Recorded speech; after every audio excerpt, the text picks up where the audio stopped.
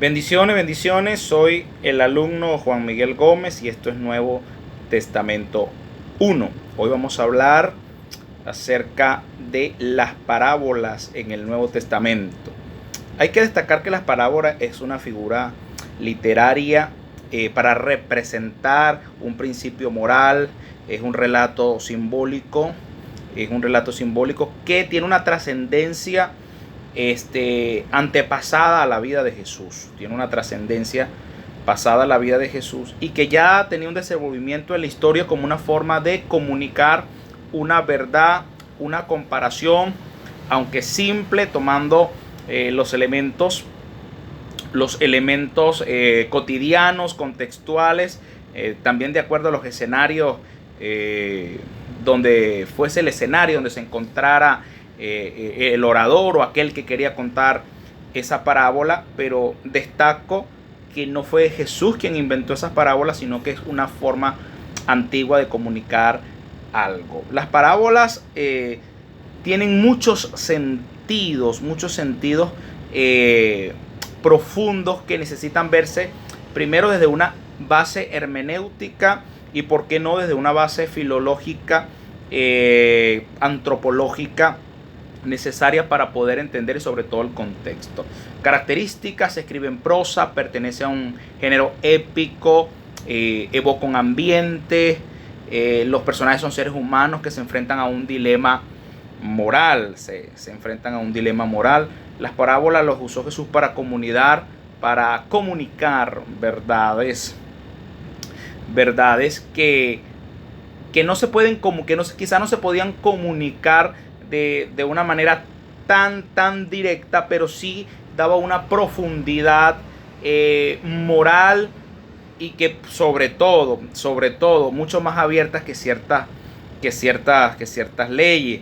Podemos ver el ejemplo de muchas parábolas como la del hijo pródigo, el buen samaritano, la oveja perdida, el sembrador, el tesoro escondido, el fariseo y el publicano, el grano de mostaza, el rico y Lázaro, los viñadores homicidas. Podemos ver todas estas concentraciones de parábolas que están nombradas en los evangelios sinópticos, algunas parecidas y otros con ciertas cositas gramaticales, pero comunicando una verdad que manifestaba básicamente el reino de Dios, básicamente la disposición de buscar el reino. Por ejemplo, la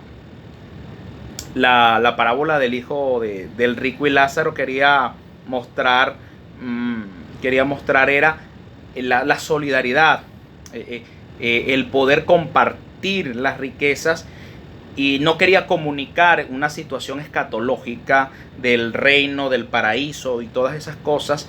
Y eso nos anima y nos incita a poder buscar la realidad a través de escritos que se escribieron bajo otro tipo de contextos. Entonces la parábola era un tipo de comunicación sencilla, que comunicaba una gran verdad, y Jesús comunicó grandes verdades a través de grandes parábolas porque era una forma muy intelectual de poder comunicarse.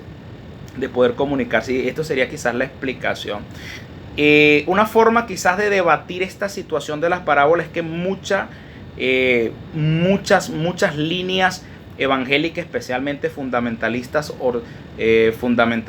y pentecostales clásicas, difieren de la realidad de poder interpretar las parábolas desde un punto de vista literario, desde un punto de vista hermenéutico, desde un punto de vista de contexto.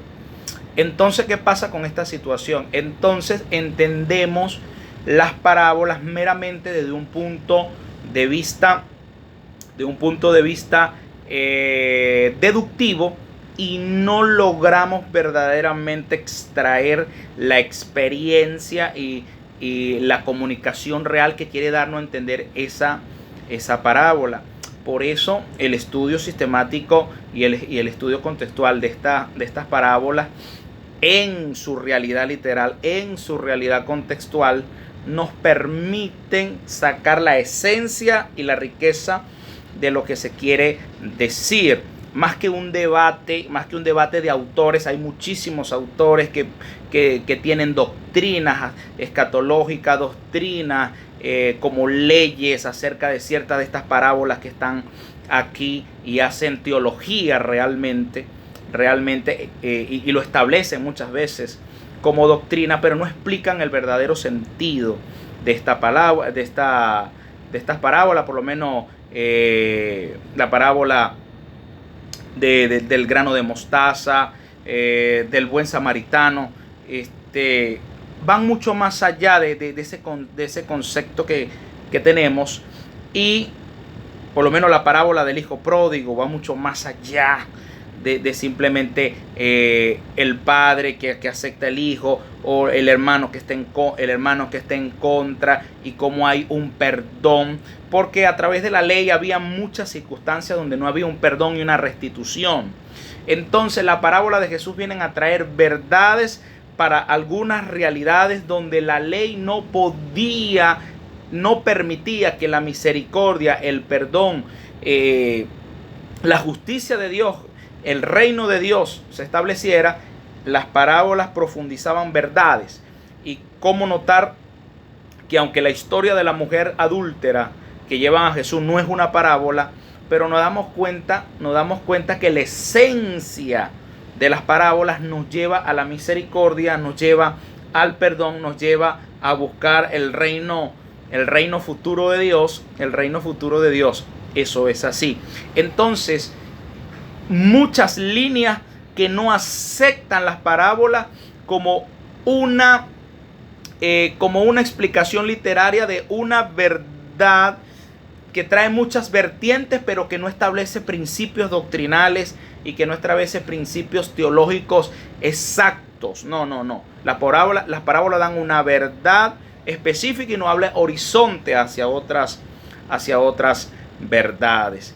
Mi reflexión es: las parábolas hablan del amor genuino de Jesús, de una comunicación sencilla, profunda, que viene del corazón para traer cambios morales, cambios éticos, cambios espirituales, poder desarticular la rudeza de la ley política, de la ley religiosa, y poder trasladar a las personas a un sentido común de justicia, a un sentido común de amor, a un sentido común de misericordia.